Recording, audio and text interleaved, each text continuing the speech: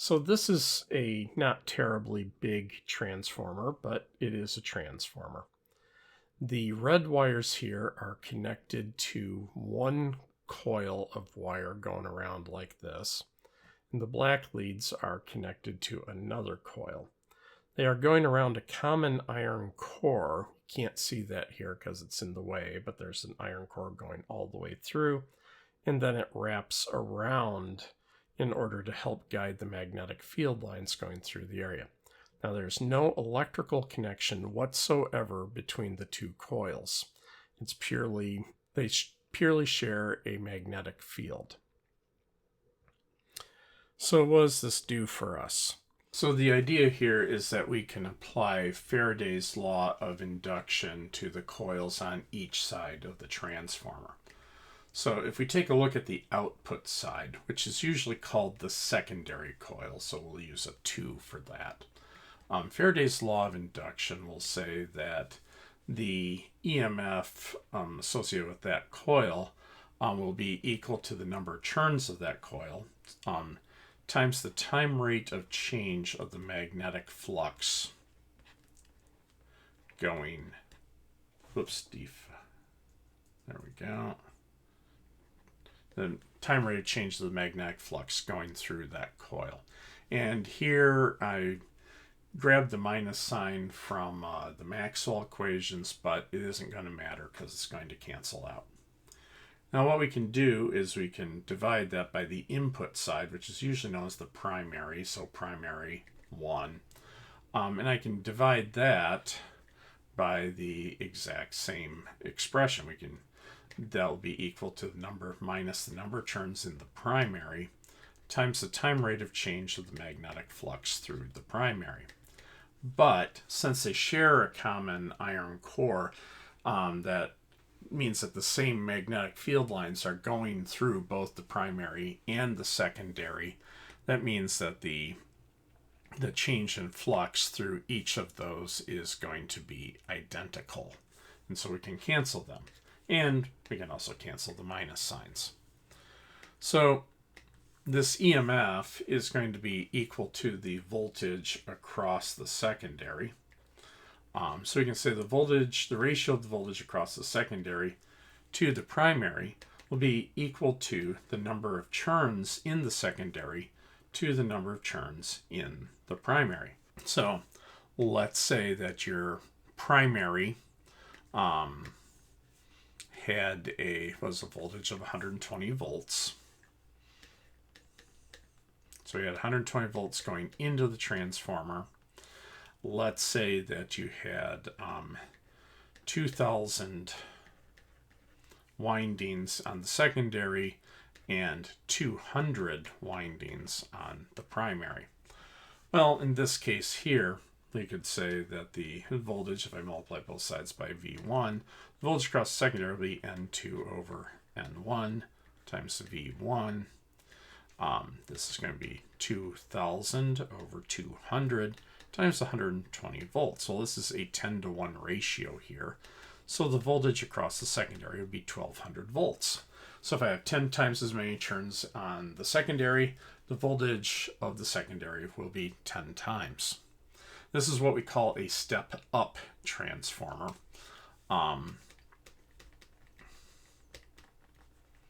This is where the number of windings in the secondary is bigger than the number of windings in primary, so the output voltage of the secondary is higher than the input voltage on the primary. Now, you can't get something for nothing here. And so it'll turn out that that we have to still conserve energy. So if we look at the rate at which energy is being taken out of the secondary, that has to be equal to what was going into the primary. So that's the power delivered by the secondary has to be equal to the power going into the primary. Well, the power going into the secondary will be the current times the voltage. And that's true for the primary as well. So we'll get that I2 over I1, the ratio of the current in the secondary to the primary, is the ratio of the voltage of the primary to the secondary, so the inverse ratio. And we just saw that that would have to be equal to the ratio of the primary number of turns in the primary to the number of turns in the secondary.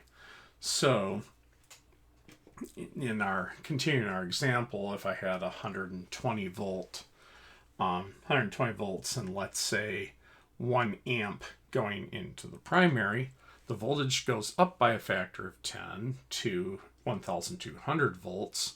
And if I had 1 amp going into the primary, it's now 1/10 of an amp. Now, where this is really useful practically is for the utility company. They're worried about power losses in the transmission lines themselves. And we remember that heat dissipated by any resistive anything is I squared R. Now, the resistivity of a power transmission line is kind of low, but the length of the power line is really long. And so this is actually something that matters. So if I can drop the current by a factor of 10, because the losses in the transmission lines will go as the square of the current, that will give me a drop of a factor of 100 in the heat loss on the transmission lines. And the utility companies are usually doing much more than a 10-to-1 step up here. Now, there are inefficiencies in using the transformer. You'll have step up on one side, and you'll have to have step down transformers on the other side to get to more usable voltages. But even though there's losses, there's inefficiencies in the transformers themselves, in each step of using a transformer, it turns out that those losses are acceptable when weighed up against the savings of how much energy you would be losing in the transmission line. So with that, let's think about how power gets to your house, and we'll start by kind of working backwards here. So this is a typical North American circuit breaker panel, and I will be focusing on what happens in North America, where we use what's called split phase power distribution to residential areas. So if you remove the protective metal cover in front of your breaker panel, this is what's behind it. This big cable here is what's coming into your power mass from your power mast. This coiled bit of braided wire here is what's called the neutral. This could also be a white wire. It should stay at 0 volts. In practice, it might drift a little bit off of that. This black wire and this red wire are both what are called hot wires. This one is known as phase A, and this one is known as phase B. So remember, 120 volts AC means that you are oscillating between plus and minus 170 volts. So in phase A, this is oscillating between plus 170 and minus 170, and so is phase B. However, they are 180 degrees out of phase. So when the voltage from between the black wire and the neutral is plus 170 volts, between the red wire and the neutral is minus 170 volts. So the difference is actually 340 volts maximum or 240 volts RMS. So actually a potential difference of 240 volts is delivered into the house. Now this big thing here is the master breaker. If the current exceeds whatever it's rated for, in this case 100 amps, the master breaker will disconnect both phases from the entire house. Now going from there, the phase A exits the master breaker and goes onto this bus bar, and phase B also exits the master breaker and goes onto this bus bar here. Now you'll notice these little fingers coming out of the bus bar. This is so that you can have both 120 and 240 volt service in the house. So for the 120 volt devices, which is pretty much everything except your oven and your dryer and your air conditioner and possibly and your hot water heater if you have that as electric. This you can see here, this is just sitting on one bus bar. So if and you can see a connection is brought off from one of these 120 volt breakers to head off to provide service along with a neutral. So if it's 120 volts, you get either phase A or phase B and a neutral going through the Romex, and that connects off to the 120 volt outlets in your house. For the 240 volt service, you send 3 wires, phase A, phase B, and the neutral. Now, in more modern houses, there will also be a separate ground. This is because although the neutral should be at 0 volts, it isn't always. So you can see the neutral's tied in on another bus bar here with a lot of screws. And if you look right here, this screw is connected to a copper wire. This copper wire would is going to run to the outside of the house, go underground, and be attached to a couple of copper stakes buried under the ground.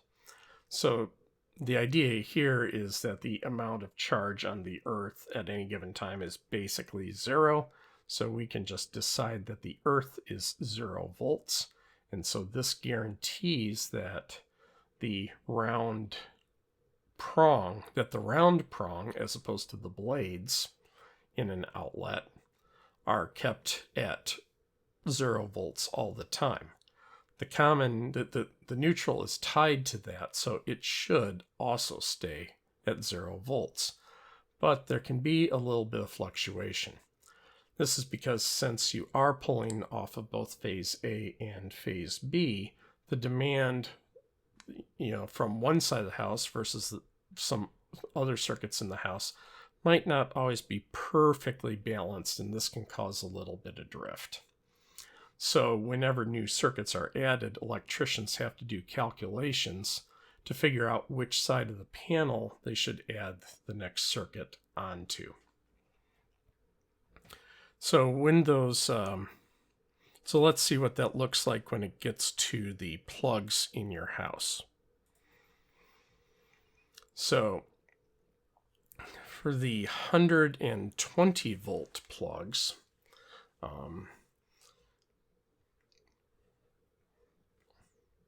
so this is a 120 volt plug, you're going to have a wide blade and a narrow blade and a round prong, like so.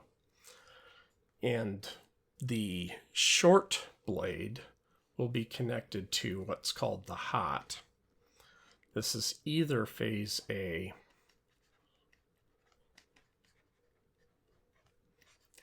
or phase B. And then the wider blade will be connected to the neutral, which should be 0 volts, and then the round prong is the ground, which definitely is 0 volts.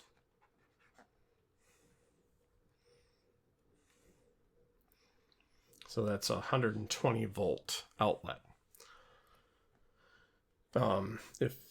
If it looks like this, it means that the maximum that this outlet can provide is 15 amps. If you see like a little T shape on one of these, then that means that you can provide up to 20 amps. Okay, so the problem here is that certain very high draw devices like your oven and your dryer, can pull an awful lot of current. And so again, the resistive losses within just the wires in the house can be so high that you run the very serious risk of catching the house on fire.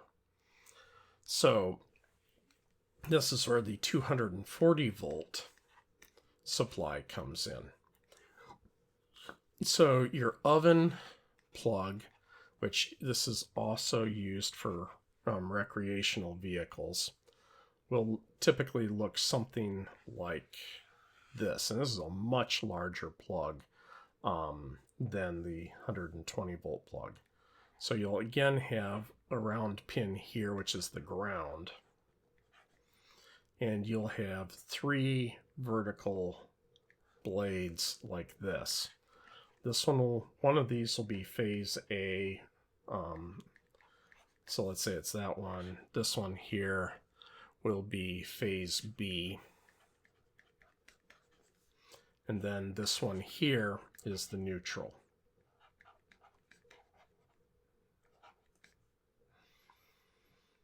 So when you're running the oven, the cal rod in the oven is just connected directly across phase A and phase B. So when this oscillates up to plus 170, this oscillates down to minus 170 for a grand total difference of 340 or 240 volts RMS.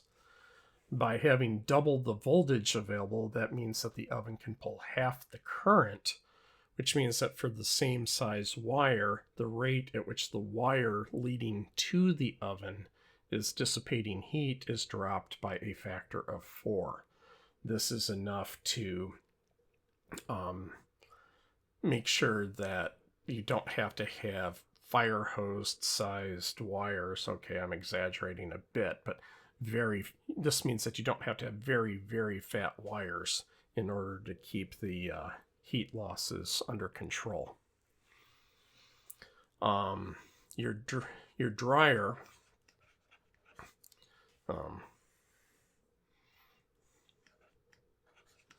so this is designed to pull a maximum of 50 amps. Your dryer is typically rated for 30 amps, and the pin and the plug looks basically the same. This is still ground, this is still phase A, this is still phase B. The difference is the neutral, the blade for the neutral is kind of bent into an L shape like that. And this is just to make sure that you don't plug your oven into a dryer outlet, because that could be bad. But again, it's the same layout, phase A, phase B, neutral. Now, these are the more modern designs. So this will be for construction since the late 1980s. Older designs did not have the third prong ground. And so they would have looked like this and like that. And the idea was that, well, of course, the neutral should be at 0. So we'll just assume it is. But here's the thing. The way that the dryer sends phase A, connects the heating element across phase A and phase B. But the motor in the dryer is probably a 120 volt motor. And so they would just connect the neutral to one of the phases, because this is staying at basically 0. Well, this means that you're pulling slightly more current from one than the other, and this will cause a bit of a drift in the voltage here. So if you're down in the basement, and also the chassis, for safety reasons, is attached to the ground. So here, you're making the assumption that it was grounded, but the voltage was actually drifting a little bit. And in a basement, in a laundry, you could very well have a wet floor. And if you're standing there in bare feet in a puddle that was caused by you doing laundry not very well, and then you touch the dryer while it was running, it could be the case that the chassis of the ground, which is hooked up to this pin, could actually be at a few volts and you get a little bit of a zap. And that wasn't a good thing. So generally speaking, for safety reasons, the ground, which is guaranteed to be at 0, came in, and now the chassis of the dryer is attached to this pin here. So then if you touch it while standing in a puddle, you really shouldn't, but if you do it accidentally, this is guaranteed to be at 0 volts. The puddle that you're standing in will find you a pathway to ground, which is also 0 volts. And so you won't pull any current through you and you won't get a surprise. Now, how does it get to your house? Well, it turns out that the way power is delivered up to the neighborhood is a thing called 3-phase transmission, which I won't really get into too much here. Suffice it to say, 3-phase is what they use in Europe, and 3-phase is delivered straight to the house, and there are a lot of advantages to it, but for historic reasons, we've got this. But 3-phase is delivered straight to the factory because you can build nicer motors with 3-phase. So anyway, within a few kilometers of your house, you're probably going to see on a utility pole something that looks like this. This is where they are pulling out the 3-phase that's coming. The 3 phases are coming from the substation, and they're sending phases to individual phases to different neighborhoods in the area. So coming in here, what you've got is, you can see this is a transformer here. This is attached to one of the phases coming in from the power company. And this is depends on the power company and how they're doing it, but typically around 7,200 volts or so, although it can be higher. So then this gets attached along on one side, and then a earth ground line onto the other side to a transformer that's in this can. Also in this can is a really big honking fuse, just in case things go really bad. Now, if you are lucky enough to be somewhere where they actually bury the power lines, that will be sitting in typically a green box that looks something like this. But it's the same thing, it's just you can't see the wires. So anyway, we can see here that there's wire coming in from one of the phases being provided, goes into the transformer, and then you can see coming out of the transformer are 3 leads going to 3 wires. One of these is phase A, one of these is phase B, and the other is our neutral. So how do we achieve that? Well, see this wire going down here? First off, that's the earth ground for one side of the power transmission. But also, coming out of the transformer, the transformer is hooked up something like this. So this is a symbol for a transformer.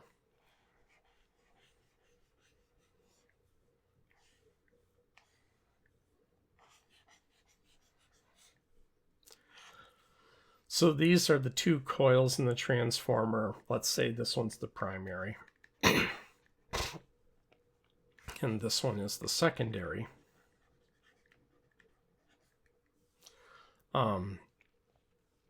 This pair of lines here means that it's just a magnetic connection. There's no electrical connection. So these 2 coils share a common magnetic field. So what they do is the primary comes in at about 7,000 volts-ish, and then gets stepped down to about 240 volts. If you notice, the wires going into the transformer or much thinner than the ones going out. This is because when we step down the voltage, we step up the current. So we have to make the wires fatter in order to reduce transmission losses in the line. But then what they do to provide the split phase is that there's actually a third connection just tied in somewhere in the middle of the coil, actually at the exact center of the coil. And then this is what gets run down that wire down the post, going all the way into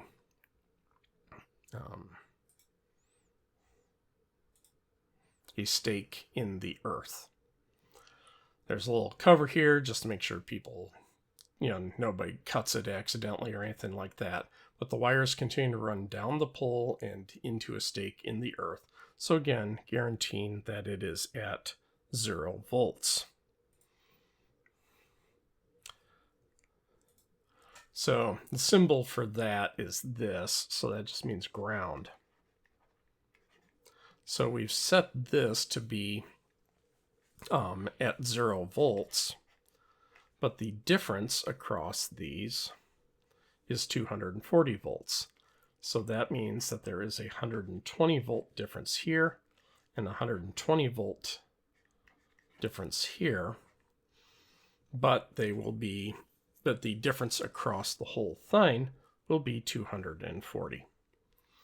So this becomes your phase A, and this becomes your phase B going into the house. All right, but where did it come from there? 7200 volts is still a really high voltage. And it's because they can't step it all the way down to 240 from the substation. The runs would be too long. So up to a few kilometers away, probably from where you're at, from where these 7200 volt lines are, you'll probably see in high tension lines like these, where these could be anywhere on the order of about 500,000 volts. Potential difference, or even higher. And they will go into typically fenced off installations like this, because unless you know what you're doing, all these wires that you see here, they're not insulated. They are at ridiculous voltages. You touch one of those not knowing what you're doing, you will fry yourself. And you can see these huge boxes there. Yeah, those are transformers. Like right there. They are really, really big transformers. And they're stepping down from the 500,000 or so volts down to the 7,000 or so volts. And the current going through the wires will go up in proportion. So on the other end, when you have a power factory or a power plant, typically they tend to produce electricity at about 10,000 volts or so, and then it goes and gets stepped up. So here's an example of a nice power factory here. This is taken from a solar farm. Now, solar panels are uniquely DC devices. However, there exists a device called an inverter that will take DC and turn it into AC. The outputs from all these inverters are combined in a giant, basically, power panel to make about a 600 volt AC connection in this particular power farm. And then this gets stepped up to, in this case, about 13,000 volts. And this will find its way to some step-up transformer to go into the grid. Now, take a look at this. So this is at 13,000 volts. The current going through the wires coming out of the transformer is a measly 33 amps. And yet, this corresponds to over 400 kilowatts of power being delivered to the neighborhood. So with only 33 amps, the losses are in the transmission lines are acceptable. Now, things are changing a bit. I've already mentioned that solar panels are uniquely DC, and so there is some thought that with household solar panels, especially if you also have battery storage, which is itself DC, that you might want to start running DC wiring from the solar panel into the battery. In fact, this is actually what's done in a lot of sailing vessels. And then you'll again have use these inverters to get yourself AC for the rest of your devices in the house. The other thing where DC is starting to come back into play is there is sort of a funny effect in AC. If we look at a cross section of wire, it turns out that in AC, the closer you are to the outside, to the outside of the wire, the greater the density of current that gets transmitted. So most of the current, this is an effect called skin depth. It's way beyond the scope of this presentation to get into what happens, but suffice it to say that the bulk of the current gets transmitted on the outside, and the amount of current going through into the interior of the wire gets less and less and less. So with the big transmission lines, just remember, the bigger you make a wire, the less its resistance. Transmission lines use very, very big wires, but however, since you're only basically using the outside of it, most transmission lines are actually hollow. There are spacers stuck inside, so that since you're only using this much of it, you may as well leave it hollow to save some electricity, save some cost. A lot of cost, actually. But it turns out that trying to do runs of more than, like, say, 1,000 kilometers or so, even at 500,000 volts, the losses become unacceptable. Then someone came up with a clever trick. There is a DC, there is a device called a rectifier that will take AC and turn it into DC. And so, kind of in a funny circle, in areas where very long runs are needed for the grid, like, say, interconnects between, say, Scotland and continental Europe is one example. There are a few others that are going back to DC. This is because with DC, the current is uniformly transmitted through the wire. So although it's a fatter, so you can use a fatter wire, but not only that, since it's distributed uniformly, you can deliver a lot more current through. The trick was being able to make DC inverters that would allow you to go up to 1,000,000 volts. So again, very low currents comparatively speaking, going through these very, very fat wires. And by doing this, it's become possible to have continent spanning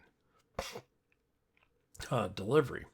This can be really useful, say, in places like North America, where in the eastern seaboard, well, actually anywhere, the main peak in power demand is actually right around about 6 o'clock. That's when everybody's gotten home.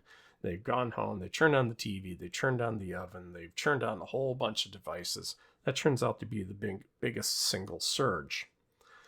And the thought is that you could, because the US is and Canada are so wide that you've got multiple time zones going across them.